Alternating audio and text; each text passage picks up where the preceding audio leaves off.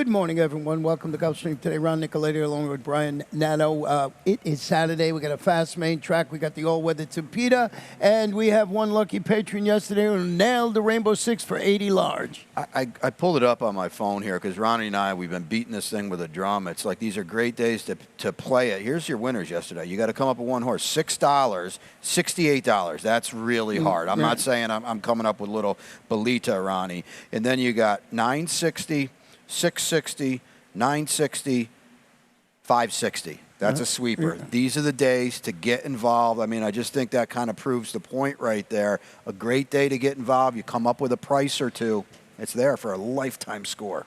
And we will start again once anew in race number 6 with a $50,000 gross jackpot guarantee. So you got a chance to take this down this afternoon. So fast main track, absolutely Chamber of Commerce Day here in South Florida. Low humidity, nothing better than Florida in the fall. Race number 1, about mile 70 yards on the Tapeta, maiden claiming 3-year-olds and up. 12-5. Did have a couple of scratches in here of the 6 and 7. Please note the number 13 Mudbug will get in and run in the first race. And let's see your early pick 5 ticket. Yeah, this one will not pay 80 grand. We're going to single the 6-5 favorite right off the rip here. Here's the in race number 2, 83 is the order. The deep spread, as you can see there, is race 3. It's just a really tough 2-year-old maiden claimer. I will go with Ready on the Line down inside a little bit. Excuse me. 3 deep in race 4 with the top pick number 10 to the outside. Cadenza, a replay coming there. And then Fly the W. I'll go right back with this one off the claim for Jose D'Angelo. There's the single, Ronnie, on an $18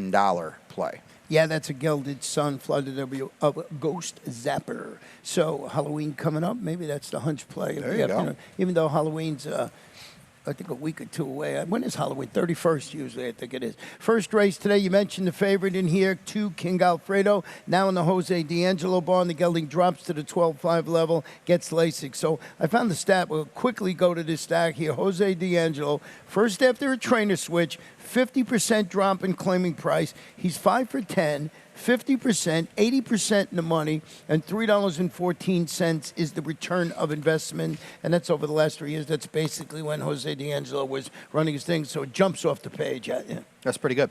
Yeah, 50%. You know, this horse might have been favored anyway, and now you scratch out the 7 Starship Skywalker. We're dropping in half. We're putting LASIKs on as well. All systems go for King Alfredo.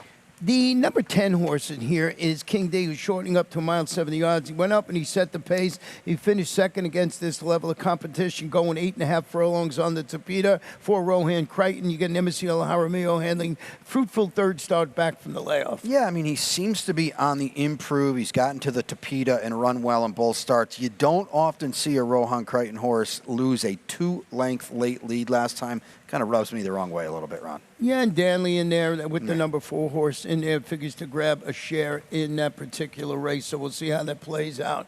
Race number 2 this afternoon, 5.5 furlongs. It's a fast main track today. Claimers 3 and up, non-winners of 2 in life. And jockey change on the 1, Jose Morelos. And scratch the number 5, G.O. Science in here. You went with the number 8 horse, Dirt Road Dollars, who's dropping to this level. Yeah, exactly. Monica McGoey got a win the other day, and I think the drop is definitely going to help here. And I look at that, you know, you got some like form you got to sift through a little bit here because we've got Tapeta races. There's the dirt race 2 back in for 12.5. I thought that was a pretty solid effort. I know that this gelded son was, you know, beaten 6 lengths. I get that. That was a pretty fast race for the level, and he had trouble to boot that day. The number 2 horse is where I went in that race, and it's all finishes, cutting back just a little bit after making a 6-wide move to finish second against those claimers. A condition claim is 6,250, going 6 for Jorge Delgado. Gets apprentice Elsa Morrison in the saddle. I thought this one might sit a nice trip. And Camptown Races stepping up for Henry Colazzo with that good riding apprentice, I should say, Jaime Torres. Yeah, and we've talked about this now the last few days. You've got to take notice because Jaime Torres quickly quickly got rid of the 10-pound bug. Now a 7-pound bug. He's getting on live horses. He's flashing speed, and he's finishing, too. He's shown to be a very accomplished rider early on in his career. Race 3 this afternoon, about 5 furlongs on the Tapeta maiden claiming 2-year-olds, $25,000. And we're going to have a jockey change on the 1 to Jaime Torres in here. And the number 2 horse is listed as a gelding, and that's where we both went. So ready on the line, goes to the Jose D'Angelo barn after claim, steps up, showed speed and faded, and that was a good race. It was a key 16 maiden on the dirt that produced a trio of next out winners. You know how good the barn is with new claims, 26%, 25% with the Tapeta runners, and you get Miguel Vasquez. Yeah, it looks like you and I are both just ignoring that race. And this horse was 5-2 that day as well. We return now as a gelding. We're off the claim for Jose D'Angelo, 26%. Let's be honest now. This horse is going to take money today, so you've just got to be very, very forgiving off what was a total no-show on debut. Let's see what we get today. I'll give him one more chance. The number 8 Super Spreaders is on a Hello Broadway by Broken Bow, debuting for Ronnie Spatz. Really solid with his first-time starters, about 19%. And I think this is a good spot for a first-time starter, especially we're forgiving the number 2, but a lot of people might not forgive the number 2 in here. Yeah, I agree. You got the bullets in the holster there, and both of those bullets were on the Tapeta. I think that's a big deal. Ronnie is 19%. We've got a go-to rider, and Edgar Perez has been very, very well. Not really doesn't ride a lot for Ron, but he's a very, very accomplished rider here. I was 6 deep in this race, and we both land on the top 2 in order. So we'll see what we get there. But it's a tough race, Ron. I think you're allowed to get a little creative here. And like you said, a race with a first-time starter or a horse that didn't run last time. Just one other horse I'm going to touch on to see you use this horse on your ticket, and that's the 5 Grand Bay. It's a $30,000 son of Cantharos, debuting for Rashawn Creaky. Consistent work tab showing. I think you watch to see if this horse is bet, but there's not a lot. He doesn't start a lot of horses, but if you remember, go back, every time he seemed to start a horse, they ran exceptionally well before he went out to California. So here's a horse you just watch. Maybe you throw somewhere on your ticket. And Kevin Krieger was on both of those winners too, and he's here today. So I think that's a positive sign as well. This is a good barn, underrated barn that you might not be that familiar with.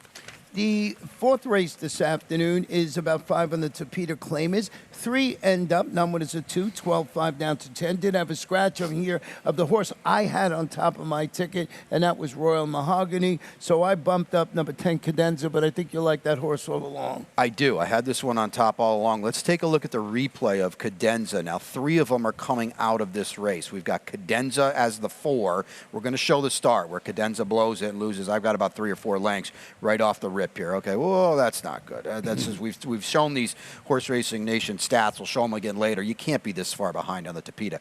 Cadenza the 4, Lost a Legend. Good work, Bob. Thank you. The 6, War Feather the 7. So Cadenza's already behind the 8 ball already. Finishing order 2, 6, 7, 4. So obviously Lost a Legend sitting the trip, the right kind of up close pressing Tapeta sprint trip that you want. Whereas Cadenza especially, but even War Feather's got to struggle, but here's Cadenza now. We're going to tip out wide, and this isn't really what you want to do either, while Warfeather saves all the ground down inside, and he only has to tip out a few paths.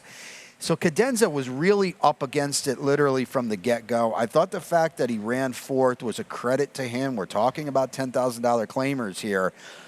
I thought this was a pretty darn good effort. You could argue he was best in here. Don't forget now, the winner is not back in this race, obviously. To me, the horse I want coming out of this race is Cadenza. He might offer just a hint of value as well. Our leading jockey, Miguel Vasquez, back aboard as well. Yeah, and you saw War Feather in there was the number 7 horse, and I think he should be somewhere on the ticket today. Hope is him is dropping to the 12-5 level with the speed. Orsino, Samuel Camacho Jr., it looks like the inside gas for this horse. Yeah, I agree. It's just hold your breath and see how far we can go, and we'll show you the stats again later, but to paraphrase just a little bit, I think it's 94% of the races on Tapeta sprinting are won by horses on or just off the lead. Hope in him fits that bill. Let's go to race number 5, and we're going to stay on the Tapeta, but we're going to stretch it out to 1 mile and a 16th. And this one is a claimer for 3 and up, and it's open claimers at 10,000. Jockey on the 1 is David Baracco, and we both went with the number 2 horse in here, Fly the W, but I think you got a video you want to show. Yeah, so this is right back, too. I'm making Bob work today. We got Fly the W as the 5. We've got King Theo as the 8. We've got the North Remembers as the 7. I did go with Fly the W, but take a look at the North Remembers, okay? He's the 7 at the back of your picture. Fly the W was never losing, and he was good, and you have to give him credit, and he's the horse to beat clearly right back. The North Remembers, I mean, this was a tough trip to pull here. He's back lagging behind a sharp winner who's going to get first run, and then he's going to get floated out wide, too. And I thought this was a pretty good effort. I'm not going to tell you he's going to make up almost 7 lengths on Fly the W today and turn the corner, but I think if you're looking maybe for some value underneath, Ronnie, because everybody's just going to play 2-7 to the hoop here, King Theo underneath, because he runs a clear second to Fly the W. If you want to try to break up what's going to be a very short exacta, don't sleep on the North Remembers. He's going to offer some value underneath. And the Fly the W, that was that horse's 4th victory of the year. That one knows how to win. Now, King Theo was wheeling back. You saw it was a distant second there. And that was the, a second, first off the claim by Bobby DeBona. So I found this stat, and I was a little surprised at this because he said he's good at everything, but it doesn't look that way here. Second after the claim, all levels, he's only 3 for 32, 9%. 47% in the money with only that 91% return of investment. So does he turn it around today? He still has the 3 wins out of the 32, so maybe that can happen. Are you sure? I checked that stat twice. And this horse did improve last time, so let's see. Where are we going today? I find it a little difficult to envision him making up, over 3 lengths on Fly the W, who's now going off the claim for Jose D'Angelo. Yeah, and the number 6, Riley's right sense of humor is dropping to the 10 level again, returning to the Tapeta. Stepped off the claim. They tried 25 claimers going a mile on the Meadowlands turf. The barn is really good, 19% with turf to Tapeta. Miguel Vasquez handling the surface race. Like you said, here's another horse I think you got to use on your ticket. Yeah, I think they're going to bet this horse today. Yeah. I mean, Carlos David reaches for our leading rider. You look at this horse's 2 Tapeta races. Now, he hasn't won on the Tapeta. He's run second both times. He's a fresh new face. He went up to the Mid-Atlantic and ran in some okay turf races. I think they're going to bet this horse pretty hard today, and he's a wild card. Do not ignore this horse now back here on the Tapeta at Gulfstream. First start for Carlos David as well on the Tapeta. Yeah. So we are going to take a short break, and then we'll come back. Then we'll have my Rainbow Six ticket. Then we'll go through the final races of the card. Got so much more to tell you about. Good luck. It's probably the most beautiful racetrack in the country, to be honest with you. The background is just beautiful. I love Gulfstream Park because of the grandstand and the racing. The weather is beautiful. The facility is phenomenal. The Gulfstream Championship meet has become one of the top events of the year. You could come out on a Wednesday and see a future Preakness winner. They're off in the Preakness. The Run Happy Santa Anita Derby. Got the unique 6.5 down the hillside turf course. A whole lot of great racing here in California. And we're off. We have all 3 surfaces here, the only racetrack in the country to have all 3 surfaces. Being close to the ocean, being surrounded by some of the greatest horses and riders in history, it's amazing. It's the prettiest thing you've ever seen. There's no one else has a background like we do. Welcome back to Gulfstream today, about 11:45. The 6th race is a 7-furlong sprint. Optional claimer 3-year-olds and up started for $8,000 less, or the optional tag of $16,000. Did have some scratches in here of the 1, the 3, and the number 9. And it's where the Rainbow Six starts. I got a $32.40 ticket I'd like to show you. Just too deep for me here in race 6. We'll talk about that race in a moment. In race number 7, I like Smooth Rico for Claudio Gonzalez, but I wanted some coverage being I had a single a little later on, so I went with Shankar the 1 and Grand Rock. Race number 8, I think the race goes through Semiramis, but I also used Dancing D and Hot Bode in that race. Race number 9 this afternoon, Veloce Bella for me, the 6. That's my long shot today, 15-1 on the board. The Great Cat, the 9 and the 3. The last bullet's mine. In race number 10, the Distractor, Granger County, and the 1 Celestial Gaze. And I'm going with Bucktown, who split a pair of next out winners. I'm going to get a little bit of a price there. And I think that's the way to go. Is that race? Either you go with 5 or you go with 1. Yeah, I think I agree with that. And obviously, if you go with 5, your ticket's staring at $160. I agree. 1 or all, and you go with the one you like the best, and there you go. Well, getting to this race here, number 6 at 7 furlongs, C. Trident is where I went. It's going for his 4th consecutive victory and 3rd score since the claim by Claudio Gonzalez after defeating 20 starter optional claimers going the 7 furlong distance. So check that off. You can run well at 7. Jose Morelos rides. Gelded Son of Mizzen Mast. I mean, this horse is a really, really short price. If you're on a budget today and you need a single, if you can get some value by singling right off the rip, C. Trident is very, very likely here. He's going to be a short number, 7-5 on the line. Probably a lot less than that with the scratches now.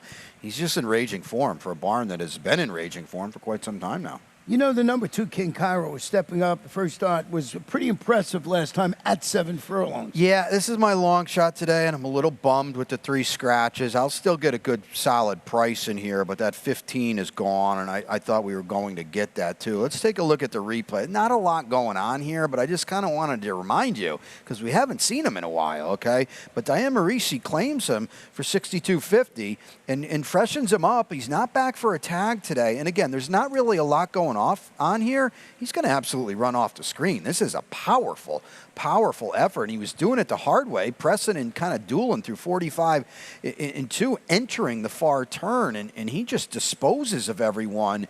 And the horse he was kind of dueling with there is going to stop as well. Okay, we've got to really move up to get to see Trident's level. But the other thing I like, too, when you're talking about a long shot, Ron, is that I'm taking a long shot in a race where, to me, there's one decisive favorite. And C. Trident ran so huge last time. He ran a 2 on the sheets. To me, he's got to regress a little bit. Maybe if he pays the price for that effort, he's the only horse I'm worried about. Hey, Diane's got a couple wins recently off the claim. She was, I believe, 0 for 23, and now you see the stat, she's 2 for 27. So she's doing it pretty good. She won a race yesterday. This horse is going to be a good number, and he looks like he's been in good form. The number 5, named after my co-host, Handsome Prince, moves to the Jennifer Young barn after the claim stretches out to 7/8. Here's what I liked about this horse. You know, has not been in raging form. 7 starts, win, second, 3/3, all at 7 furlongs, rallying to fin the slop to finish 3rd against those state breds. I like the fact that this horse runs good at 7 furlongs. That's one of my angles. Yeah, and this horse ran huge last time in a very, very fast race. I don't know if it was the slop or not, but Jennifer does a good job. And like Ronnie said, this is a niche distance.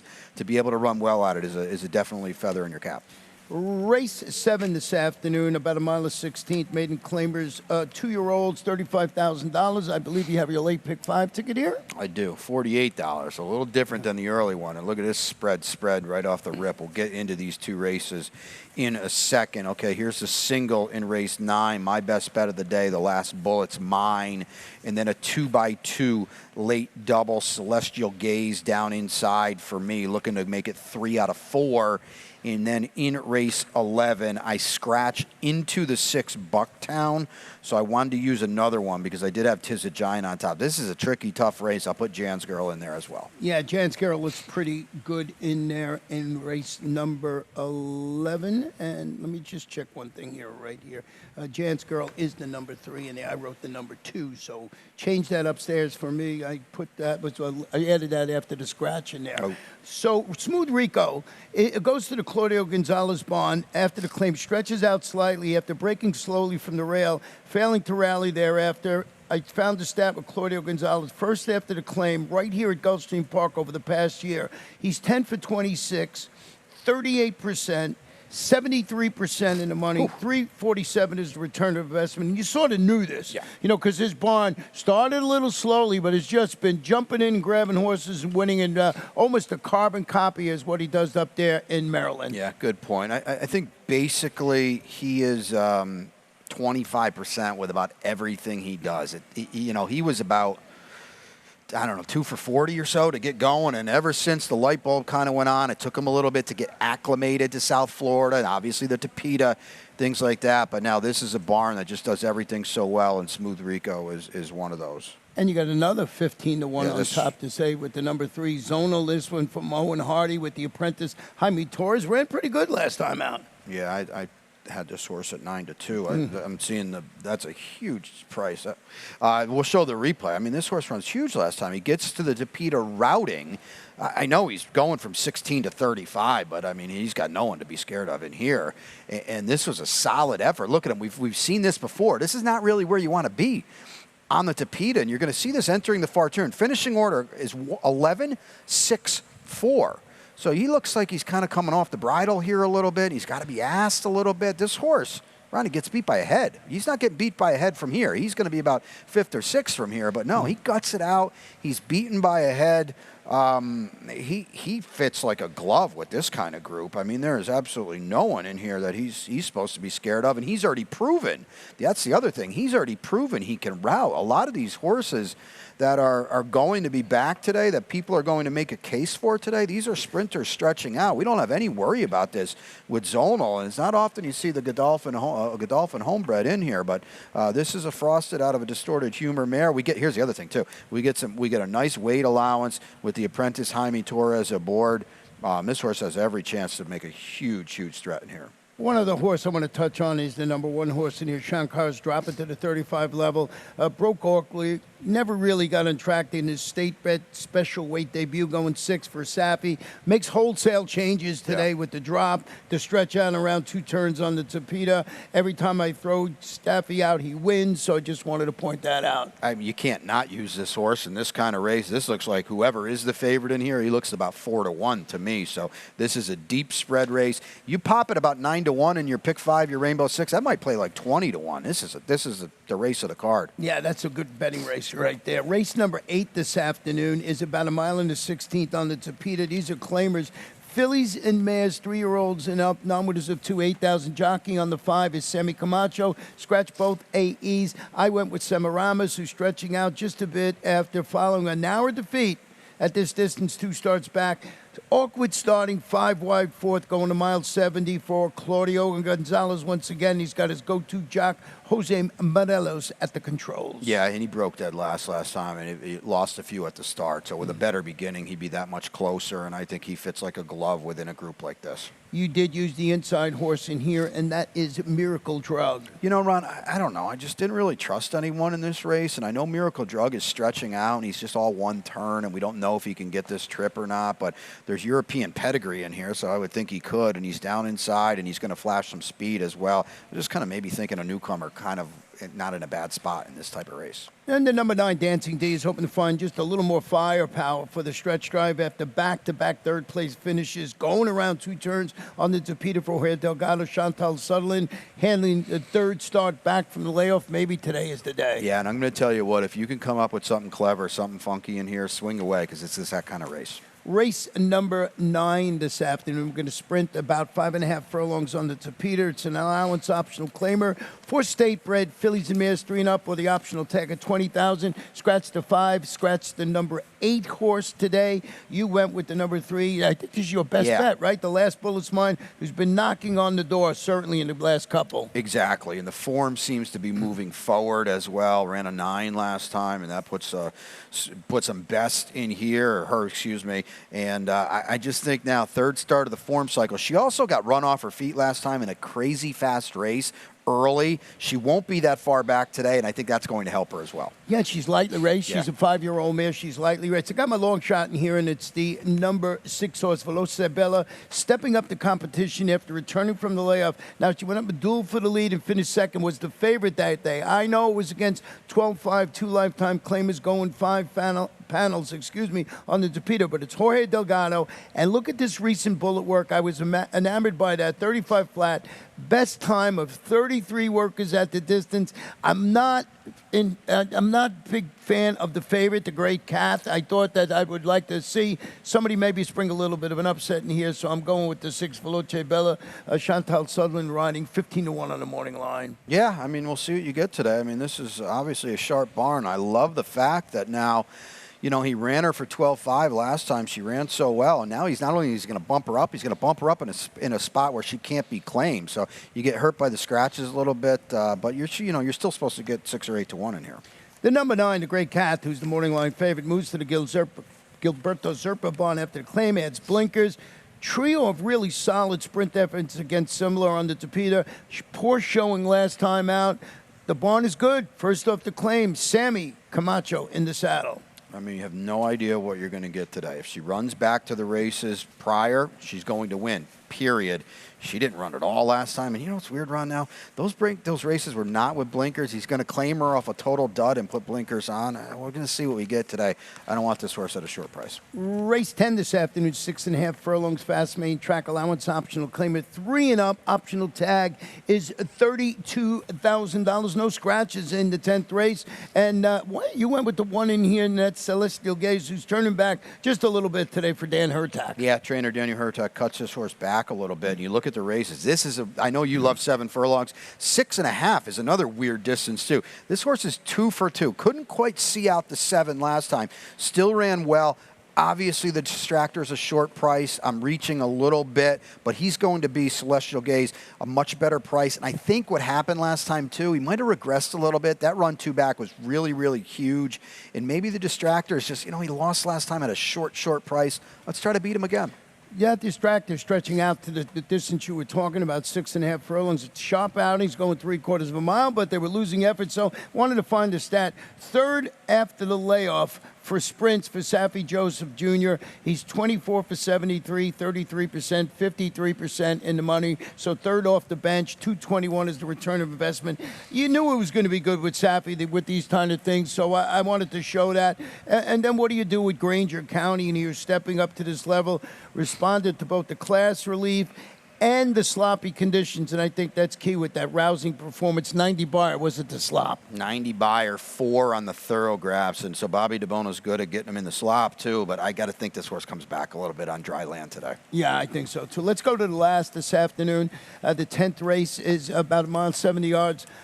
On the Tapeta maiden special weight, scratch the 1, 7, and 10. I'm all in on Bucktown today. I got him as a single in my Rainbow Six. He's making his first start. He split a pair of next out winners when finishing second. It is maiden special weight debut, going 1 mile, 70 yards on the Tapeta. That is tough to do, albeit was back in June. Tommy Proctor, MSCL Jaramillo, which I like, a gelded son of American Pharaoh. I just think that horse is going to run well today because it ran well, which is tough to do in its debut, going around 2 turns on the Tapeta. There's no doubt about it. And the only thing that worried me is, and Ronnie kind of alluded to it, where you been? That's the only problem I had with this horse. He hasn't been out since June.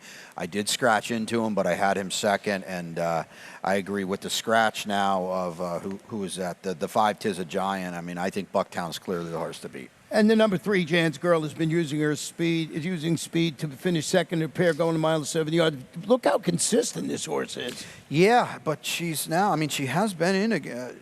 No, excuse me, she hasn't been in against Colts before, so she's stepping up here a little bit. Does get a little weight. She's been very consistent, as Ron said, and that last race was very, very fast. Also kind of thought she had to win, Ronnie. When you're that clear and deep stretch, you got to see it out.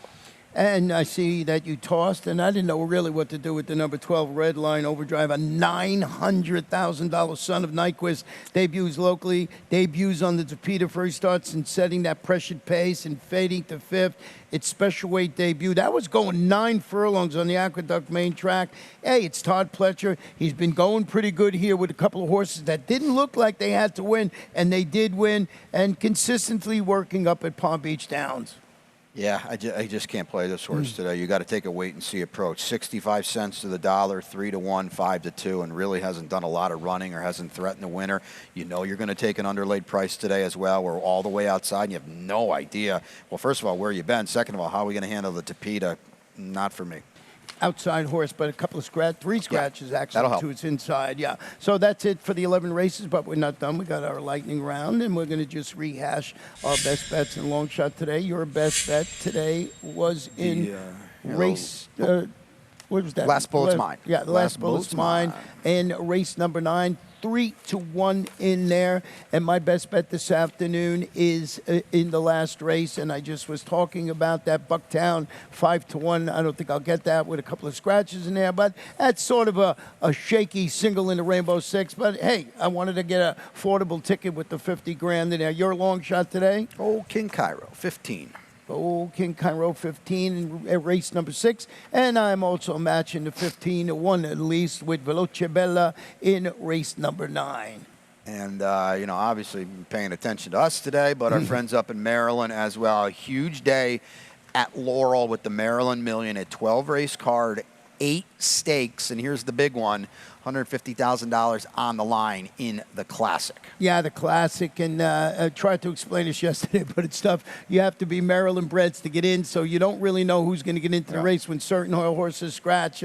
But an interesting race always, each and every year, and great day up there. It's going to be a lot of fun. Yeah, and gearing up is next because Life is Good, our Pegasus World Cup winner back in January, is gearing up for a run at Flightline and everybody else in the Breeders' Cup Classic, and he tuned up at Keeneland. You're going to see him gallop out here in a big, big way, Ronnie. This is at Keeneland where obviously the Breeders' Cup is, and a freakish talent, won the Whitney, and he was so good winning the Pegasus World Cup over defending Horse of the Year and last year's Pegasus World Cup winner, Knicks Go, and I thought this was pretty interesting too. You're going to watch him hit the line, and he's going to get galloped out aggressively here. He comes in off a win in the Jockey Club Gold. No, I think that was the Woodward now. They got a funky schedule in there up at Naira now. But, you know, all systems go for him in the Classic. Yeah, I mean, just incredible. And that performance in the Pegasus World Cup was just unbelievable that day. And a horse that we've known for many, many years who keeps retiring again, right? Again, right? Have you tried that a few times? Yeah, at least. So here's Lava Man, 21 years old. You see all his accomplishments. I looked. He actually ran 7th here at Gulfstream Park, obviously way back in the day.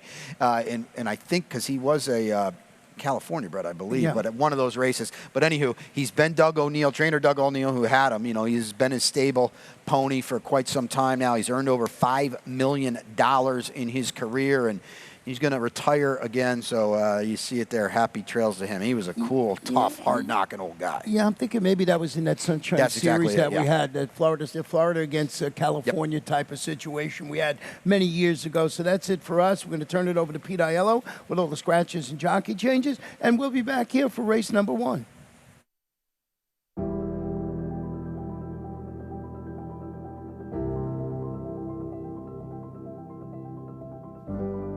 The Thoroughbred Aftercare Alliance is really the vehicle for the transition for our racehorses coming off the track into a second career and safe environment for these horses when they're done racing.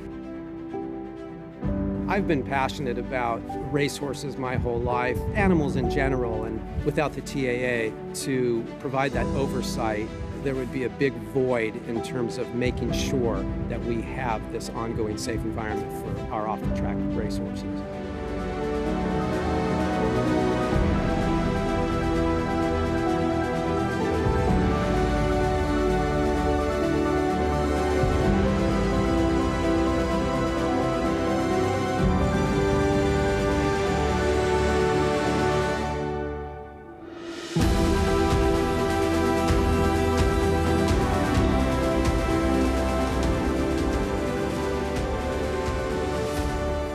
I'm excited about the undertaking and excited about working with our board and our team at the TAA to continue the wonderful progress that has been made. So I'm very excited about what the future holds.